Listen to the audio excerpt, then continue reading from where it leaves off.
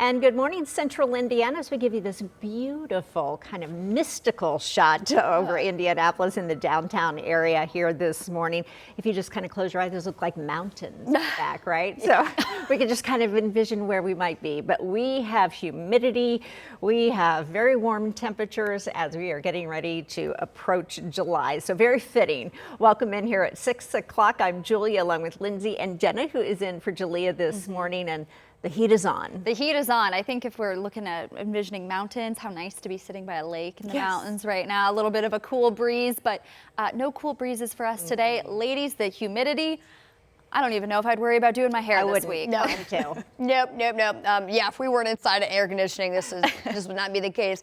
But it is one of those things that we haven't felt this kind of heat yet this summer, and we know a lot of folks still have to work outside or work inside of buildings that may not necessarily have the best air conditioning or airflow. So we want everyone to be prepared for this as you're waking up and heading out this morning. The next several days will feature heat index values that climb over 100. So making sure we are taking in extra water, we're staying extra well hydrated because our bodies are going to be depleted of that moisture source a lot quicker on days like today and tomorrow and really through Thursday as well. So here's your current temps.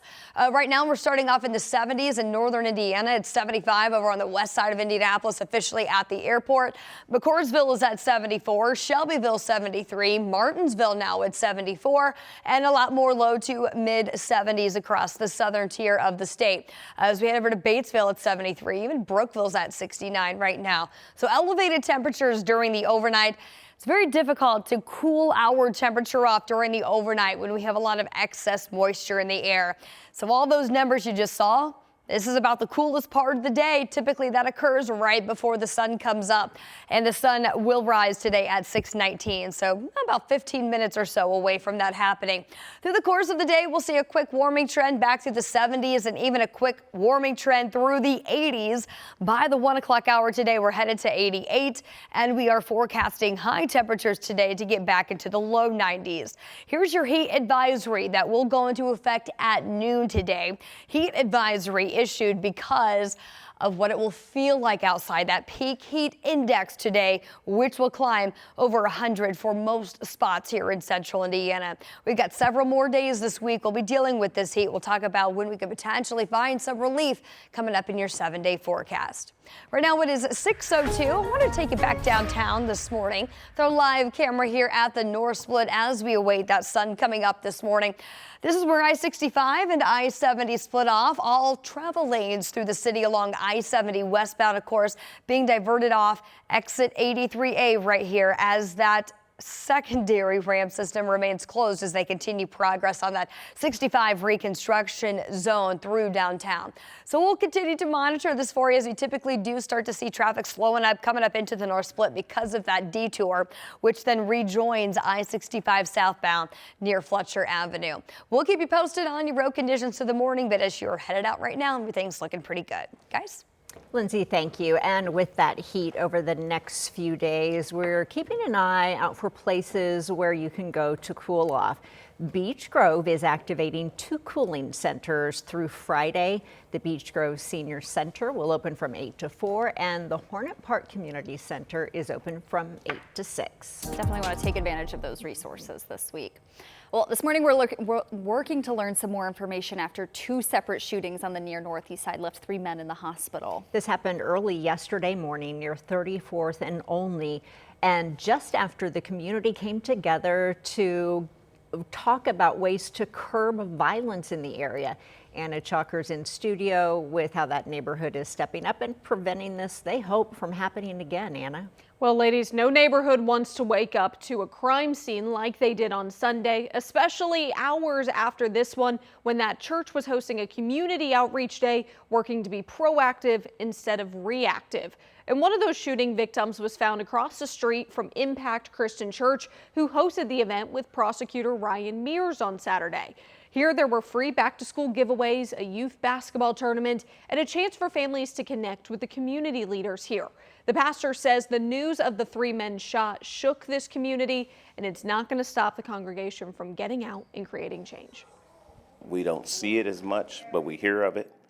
And that's why we want to do what we need to do and be plugged into this community and not just be a church with the doors closed, but a church with our hearts open, and that we walk outside of the four walls and operate outside the four walls, not just be stuck in a building.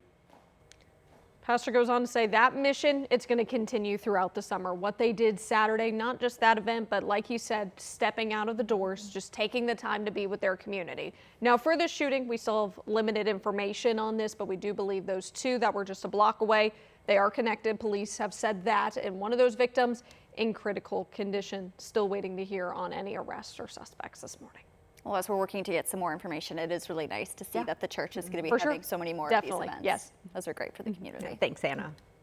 Well, this morning, a Greenwood man we know is still missing. Now it's been almost 2 weeks since he disappeared. Yeah, now the Johnson County Coroner's Office is asking for some help locating him. Tyler Wagaman was reported missing back on June 14th. Over the weekend, his family and friends gathered at a gas station off of I-69. They say it's the last place his bank card was used. They also tell us that they knew something was wrong when they learned Tyler missed work and then no one could reach him. So now they say they are desperate for answers. You never think that you're going to be in a situation like this where you're having to look for a family member and where you just have very little information. Tyler's family tells us 48 minutes after leaving the gas station where he last used his card, his truck was then spotted by flock cameras here in Indianapolis. 2 days later, on June 17th, Tyler's phone pinged in Gosport, Indiana. If you're watching, if you have any information that can help find Tyler, you're asked to contact your local police department. Well, a woman faces multiple charges this morning after police say she broke into a vehicle and stole items from the Greenfield Youth Baseball Association. So Teresa Schwedler is now facing counts of burglary, theft, and unauthorized entry of a motor vehicle. Court documents reveal someone called 911 saying that he found her in his car with his items in her lap. Police say they found her with 3 baseball hats and 4 bags with championship rings. She is now booked into the Hancock County Jail.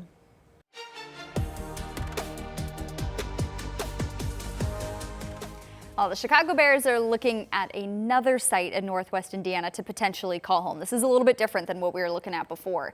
Chicago's NBC station reports the team had soil drilling equipment this weekend at a new property in Hammond. The team does confirm the drilling is part of the evaluation process that they do as they're exploring locations for a proposed new stadium. So this testing took place just west of I-90, not far from that original site they were looking at and probably still are looking at Wolf Lake Park.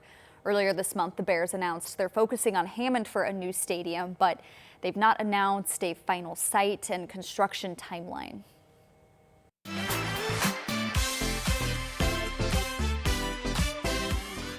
Well, Carmel is celebrating love, inclusion, and community to wrap up Pride Month here in Central Indiana. So Carmel Pride took over Carter Green last night. This featured live music, entertainment, more than 80 local vendors, food, and a lot of family-friendly activities.